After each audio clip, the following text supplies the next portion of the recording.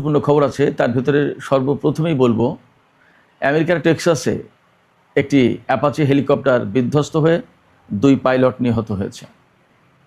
এর আগেও গত কিছুদিনের ভেতরে আমেরিকার সামরিক বাহিনীর B-52 বোমারু বিমান থেকে শুরু করে বিভিন্ন ধরনের বিমান বা হেলিকপ্টার বিধ্বস্ত হয়েছে। এগুলো কি মার্কিন সামরিক বাহিনীর বিপর্যয়ের কোনো পূর্বাভাস কিনা? এদিকে ভারত মহাসাগরে মোতায়েন USS আব্রাহাম লিঙ্কনের পরিস্থিতি কিন্তু ক্রমেই মারাত্মক হয়ে উঠছে। সেখানে বেশ কয়েকজন নাবিক আত্মহত্যার চেষ্টা করেছেন। এরপরে এই জাহাজের পরিস্থিতি কি এখন তা নিয়ে খোদ মার্কিন রাজনীতিতে তোলপাড় সৃষ্টি হয়েছে। আব্রাহাম লিঙ্কনের পরিবেশ কোন অবস্থায় আছে এ নিয়ে প্রশ্ন তুলেছেন 2 মার্কিন কংগ্রেসম্যান। আর একজন সিনেটর, প্রতিরক্ষামন্ত্রী বা যুদ্ধমন্ত্রী পিট হেগসেথ এবং ভারপ্রাপ্ত নৌবাহিনীর সচিব হাং কাউকে জবাবদিহির আওতায় আনার দাবি জানিয়েছেন। তাদেরকে জবাবদিহি করার কথা বলেছেন এই সিনেটর। এদিকে মার্কিন প্রেসিডেন্ট ডোনাল্ড ট্রাম্প দাবি করছেন হরমুজ প্রণালী তাদের কন্ট্রোলে আছে, পরিপূর্ণ কন্ট্রোলে আছে, হরমুজ প্রণালী উন্মুক্ত আছে এবং হরমুজ প্রণালী নিয়ন্ত্রণের কোনো অবস্থায় ইরান নেই। তাদের সামরিক বাহিনী নেই, নৌবাহিনী নেই, বিমান বাহিনী নেই এবং IRGCর কিছু লোক আছে, তাদেরকে ইরান সরকার বেতন দিতে পারছে না। ইরানের অর্থনৈতিক ভয়াবহ খারাপ, তারা একেবারে ধ্বংসের মুখে পড়েছে। এটা ডোনাল্ড ট্রাম্পের কথা। কিন্তু ইরানের বক্তব্য হচ্ছে হরমুজ প্রণালী বন্ধ আছে এবং এটা বন্ধই থাকবে যতক্ষণ পর্যন্ত না ইরানের শর্ত মানবে। এদিকে ইরাকের আকাশসীমা ব্যবহার করে প্রতিবেশীদের উপরে কেউ হামলা চালাতে পারবে না, এই ঘোষণা দিয়েছেন প্রধানমন্ত্রী আলী আল জাইদি। সুপ্রিয় দর্শক, আজকের ভিডিওতে আমি যে বিষয়গুলো বললাম এগুলো নিয়ে ছোট ছোট করে আলোচনা করব। আশা করি আপনারা শেষ পর্যন্ত সঙ্গে থাকবেন এবং ভিডিও ভালো লাগবে। ভিডিও যদি আপনারা পছন্দ করেন, যদি ভালো লাগে তাহলে লাইক, কমেন্ট, শেয়ার করবেন এবং চ্যানেলটি সাবস্ক্রাইব করে সঙ্গেই থাকবেন। দর্শক, আজ 13ই আগস্ট বৃহস্পতিবার, আপনাদের সাথে আছি আমি সিরাজুল ইসলাম। চলুন আমরা বিস্তারিত আলোচনা করি। প্রথম যে আলোচনা সেটা হচ্ছে টেক্সাসের মধ্যাঞ্চলে সালাডো এলাকায় আমেরিকার একটি সর্বাধুনিক এবং সবচেয়ে উন্নত মানের অ্যাটাক হেলিকপ্টার AH-64 অ্যাপাচি এই মডেলের একটি হেলিকপ্টার ধ্বংস হয়েছে, বিধ্বস্ত হয়েছে। হেলিকপ্টারটি কোথা থেকে কোথায় যাচ্ছিল এবং কেন, কি বিষয়, কিচ্ছু বিস্তারিত জানা যায়নি। এটা জাস্ট বাংলাদেশ টাইম গত রাতের 12:30টার দিকের ঘটনা। এই হেলিকপ্টারটি কিন্তু বেশ অনেক বড় হেলিকপ্টার। একটা হেলিকপ্টারেই একসাথে বহন করা যায় 16টি হেলফায়ার মিসাইল, 76টি রকেট এবং 30 মিলিমিটার সাইজের 1200 গুলি। আপনারা চিন্তা করেন তাহলে এই সমস্ত সরঞ্জাম বহন করতে হলে হেলিকপ্টারটির সাইজ কেমন হয়। এই হেলিকপ্টারে ছিল 2 জন পাইলট, 2 জনই মারা গেছে। শুধু তাই না, এই হেলিকপ্টারটি যখন বিধ্বস্ত হয়ে একটা মাঠের ভেতরে পড়ে, সেখানে ভয়াবহ রকমের আগুন ধরে যায় এবং এই আগুন থেকে 100 একর জমি পুড়ে গেছে। 100 একর। একটা হেলিকপ্টার বিধ্বস্ত হয়ে লাগা আগুন থেকে 100 একরে জমি পুড়ে গেছে এবং দুর্ঘটনার প্রায় 5-6 ঘন্টা পরেও আগুন 45% নিয়ন্ত্রণে এনেছিল। খবরটা এরকম। এখনও আগুন পুরোপুরি কন্ট্রোলে আনতে পেরেছি কিনা আমরা শিওর না। এই হেলিকপ্টার বিধ্বস্ত হয়েছে। এরকম 2-1টা হেলিকপ্টার বিধ্বস্ত হওয়াটা খুব একটা অস্বাভাবিক কিছু ব্যাপার তা কিন্তু না। কিন্তু প্রশ্ন আসছে যেখানে, সেটা হচ্ছে যে কিছুদিন আগে মার্কিন B-52 বোমারু বিমান ধ্বংস হয়েছে এবং আজকে এই হেলিকপ্টার বিধ্বস্ত হলো। এর ভেতরে আরও বেশ কিছু ঘটনা আছে। তাতে একটা সন্দেহ যথেষ্ট মাথাচাড়া দিয়ে উঠছে, যথেষ্ট জোরালো হচ্ছে যে এই যুদ্ধের পরে কিন্তু মার্কিন বাহিনীর, বিশেষ করে বিমান বাহিনীর বিভিন্ন সেকশনে একের পর এক নানা রকমের সংকট, এই ধরনের বিধ্বস্তের ঘটনা অনেক কিছু ঘটছে। এ থেকে সন্দেহ হচ্ছে যে ইরান যুদ্ধের পরে কি এমন কোনো জটিলতার ভেতরে মার্কিন সামরিক বাহিনী পড়েছে কিনা, যার প্রেক্ষাপটে মার্কিন সামরিক বাহিনীতে, বিশেষ করে বিমান বাহিনীতে এই ধরনের বিমান বা হেলিকপ্টার দুর্ঘটনার প্রবণতা বা সংখ্যা একের পর এক বেড়েই চলেছে। একটা ক্লু আপনাদেরকে আমি দিয়ে রাখি। ইরানের ইস্পাহান প্রদেশে যেদিন আমেরিকার সামরিক বাহিনী এবং ইসরায়েলের কিছু লোকজন মিলে পরমাণু কেন্দ্রে অভিযান চালাতে গিয়েছিল পাইলট উদ্ধারের নামে, সেদিন কিন্তু মার্কিন বাহিনী সেখানে বিরাট বিপর্যয়ের মধ্যে পড়ে এবং ইরানের সামরিক বাহিনীর হাতে তাদের বেশ কিছু বিমান, ড্রোন, হেলিকপ্টার ধ্বংস হয়। আবার আমেরিকার লোকজনও তাদের গুরুত্বপূর্ণ প্রযুক্তি ইরানের হাতে চলে যাবে এই ভয়ে কিছু বিমান টিমান ধ্বংস করে দেয়। এরপরেও খুবই লেটেস্ট প্রযুক্তির যে প্রযুক্তি দিয়ে আমেরিকার টোটাল বিমান বহরকে নিরাপত্তার চাদরে ঢেকে রাখা হয়, সেই গুরুত্বপূর্ণ প্রযুক্তি ইরানের হাতে কিন্তু চলে যায়।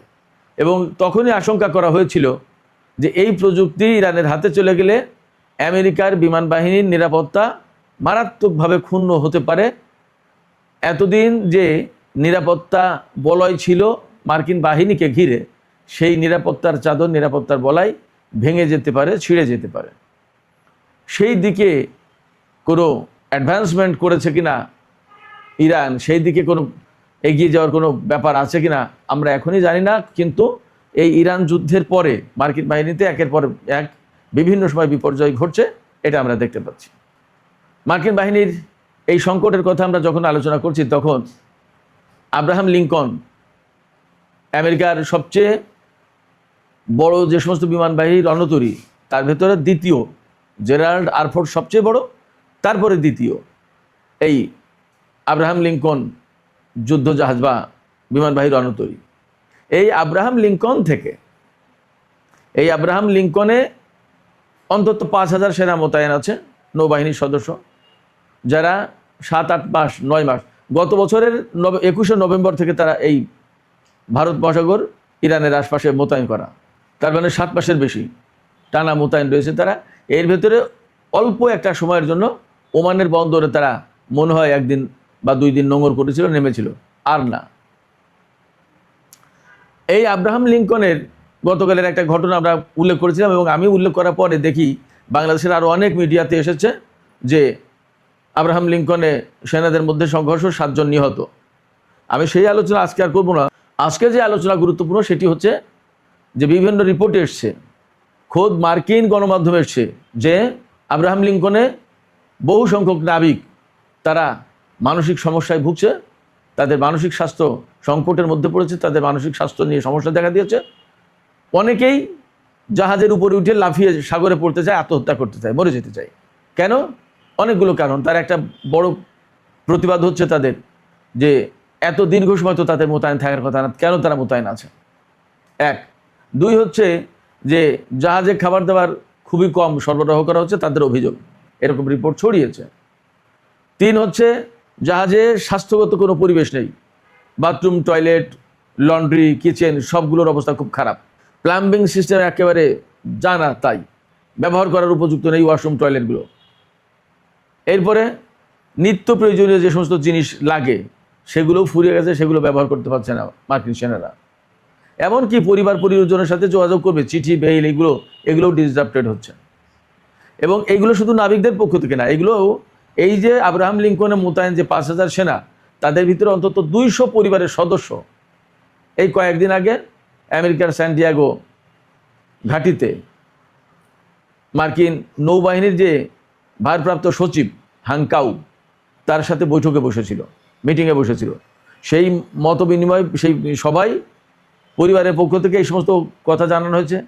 একজন নারী জানিয়েছেন যে আমার স্বামী আমাকে এরকম মেসেজ করেছে যে আমি আশা করছি যে আমি যেন কালকে আর সকালে ঘুম থেকে আমি না উঠি, অর্থাৎ তার কাছে মৃত্যুটাই বেশি পছন্দের, মৃত্যুকেই বেছে নিতে চায়, বাঁচতে চায় না।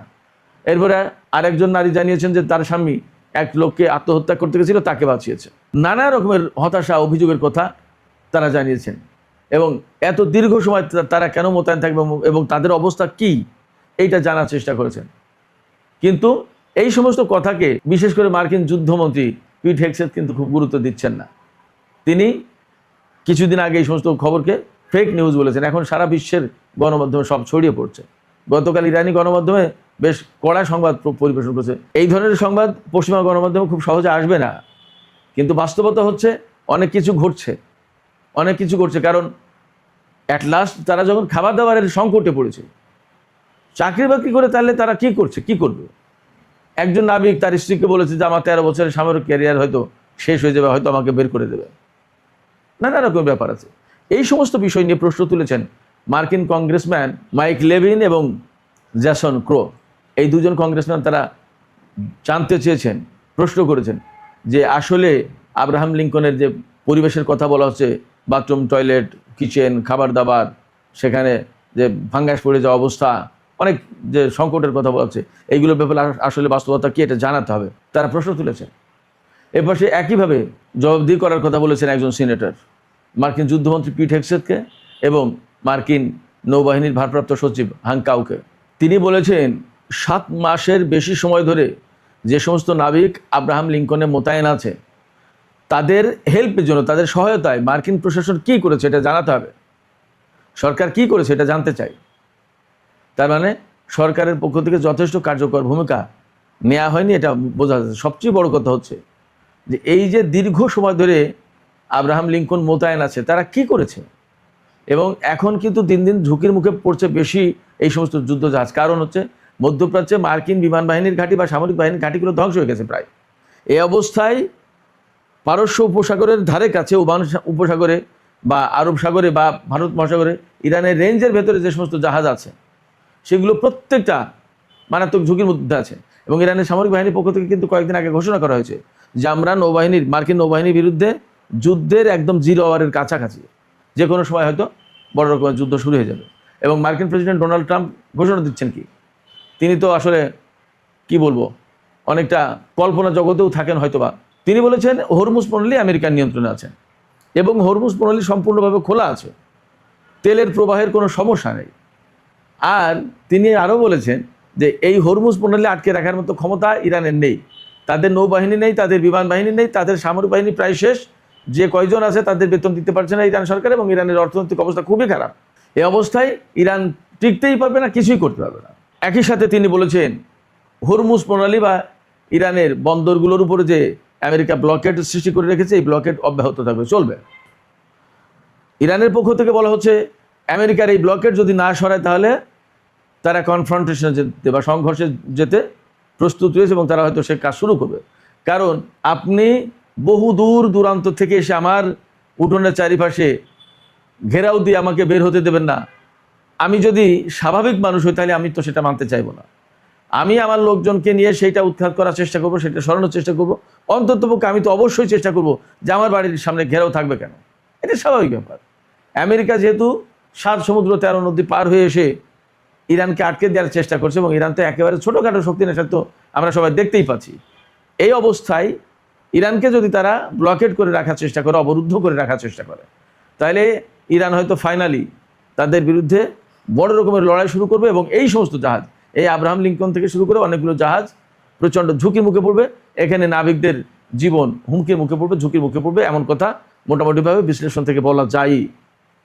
সেই জায়গায় সিনেটর যে মার্কিন যুদ্ধমন্ত্রী পিট হেগসেথ এবং নৌবাহিনীর ভারপ্রাপ্ত সচিব হাঙ্ক কাউকে জবাবদিহি করার কথা বলছেন, তিনি জানতে চেয়েছেন তাদের কাছে মার্কিন সরকার কি করেছে তাদের নিরাপত্তার জন্য, তাদের জীবনের ঝুঁকি কমানোর জন্য। ফ্যাক্ট হচ্ছে যে পরিস্থিতি দিন দিন তৈরি হচ্ছে, তাতে তাদের ঝুঁকি কমানো তো পরে কথা, তাদের ঝুঁকি বাড়ছে, এতে কোনো সন্দেহ নেই। সুপ্রিয় দর্শক, এখন আমি ছোট্ট আরেকটি বিষয়ে আলোচনা করে এই ভিডিও শেষ করব। সেটি হচ্ছে ইরাকের প্রধানমন্ত্রী আলী আল জাইদি গত রাতে তিনি কয়েকটি সামরিক ঘাঁটি ঘুরে দেখার চেষ্টা করেছেন এবং সেখানে সেনা কর্মকর্তাদের সাথে মত বিনিময় করেছেন, এবং ইরাকের আকাশ প্রতিরক্ষা ব্যবস্থা জোরদারের ব্যাপারে তিনি বিশেষ গুরুত্ব আরোপ করেছেন, এবং তিনি বলেছেন যে ইরাকের আকাশ প্রতিরক্ষা ব্যবস্থা উন্নত করা হবে।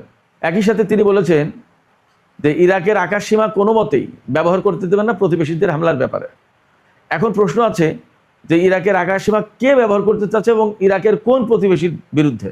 এটা কি এমন যে জর্দান থেকে বা ইসরায়েল থেকে বা সৌদি আরব থেকে ইরাকের আকাশের উপর দিয়ে ইরানে হামলা করবে আমেরিকান বাহিনী, নাকি ইরান থেকে জর্দান, সৌদি আরব বা অন্য কোথাও হামলা চালাবে, তখন ইরাকের আকাশ সীমা ব্যবহারের প্রশ্ন আসতে পারে? অর্থাৎ ইরাকের আকাশের উপর দিয়ে ইরানের ক্ষেপণাস্ত্র, ড্রোন এগুলো যেতে পারে, সেগুলো ব্যবহার করতে দিতে চান না, কোনটা পরিষ্কার না। তবে ইরাকের প্রধানমন্ত্রীর এই বক্তব্য থেকে হয়তো বা একটা বিষয় পরিষ্কার হচ্ছে অনেকটা, সেটা হচ্ছে হয় ইরান হামলা চালাবে অথবা আমেরিকা হামলা চালাবে। তার মানে একটা সংঘর্ষের আশঙ্কা আছে, এমন কথাও কিন্তু আমরা আরও বিভিন্ন জায়গা থেকে আকার ইঙ্গিতে পাচ্ছি। এবং মার্কিন প্রেসিডেন্ট ডোনাল্ড ট্রাম্প ইরানের উপরে যে ব্লকেড অব্যাহত রাখার ঘোষণা দিলেন, এ থেকে এখন সংঘর্ষের আশঙ্কা যথেষ্ট জোরদার হচ্ছে, তাতে কোনো সন্দেহ নেই। সুপ্রিয় দর্শক, আজকের আলোচনা এখানে শেষ করতে চাইছি। আলোচনা শেষের আগে আপনাদের কাছে জানতে চাই, আপনাদের মতামত বুঝতে চাই, শুনতে চাই, আপনারা কি মনে করছেন মার্কিন প্রেসিডেন্ট ডোনাল্ড ট্রাম্প যে এই ব্লকেড অব্যাহত রাখার ঘোষণা দিলেন, তাতে কি ইরান এবং আমেরিকার মধ্যে বিশেষ করে হরমুজ প্রণালী, ওমান সাগর, আরব সাগর, ভারত মহাসাগর এই এলাকায় একটা বড় ধরনের সংঘাতের আশঙ্কা তৈরি হলো কিনা, আশঙ্কা জোরদার হলো কিনা, এবং সেই সংঘাতের জের ধরে মধ্যপ্রাচ্যে কি আবার বড় ধরনের সংঘাত সৃষ্টি হতে পারে? কি মনে হচ্ছে আপনাদের? দর্শক, আপনাদের মতামত জানিয়ে কমেন্টে লিখুন। আর ভিডিও ভালো লাগলে লাইক, কমেন্ট, শেয়ার করবেন এবং চ্যানেলটি সাবস্ক্রাইব করে সাথেই থাকবেন। দর্শক, এখনকার মতো আলোচনা শেষ করছি এখানেই। আপনারা সবাই অনেক অনেক ভালো থাকুন। আল্লাহ হাফেজ।